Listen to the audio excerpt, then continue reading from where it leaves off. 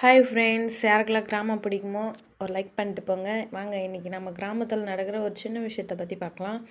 என்னென்னா கிராமத்தில் ஒரு 5 மணி ஆனால் இல்லை 4 மணிக்கெலாமே மாடு எல்லாத்தையும் மேய்ச்சலுக்கு போய் ஓட்டிட்டு வந்து கட்டிடுவாங்க. ஏன்னா 5 மணிக்கெலாம் பால் கறந்து சொசைட்டியில் ஊற்றிடணும். பாருங்கள், எங்கள் வீட்டில் அந்த மாதிரி தான் 5 மணிக்கெலாம் மாடு கட்டிட்டு பால் கறக்கலான்னு கறக்க ஆரம்பிச்சிட்டாங்க. நாங்களாம் கறக்க மாட்டோம், எங்கள் மாமனார் தான் கறப்பார். ஏன்னா நாங்கள் கறந்தாவே அந்த மாடு முட்டும். இன்னும் கேட்டால் எனக்கு பால் கூட கறக்க தெரியாது மாட்டுக்கு. இத்தனைக்கும் நான் வில்லேஜ்லேயே தான் இருக்கிறேன். ஏன்னா நம்மளுக்கு பழக்கம் இல்லை, இனிமேல் தான் கொஞ்சம் கொஞ்சமாக கற்றுக்கணும். பாருங்கள், கண்ணுக்குட்டியும் மாடும் எப்படி பார்த்துட்ருக்காங்கன்னு. நான் தான் பால் கறந்து முடிஞ்சாச்சு.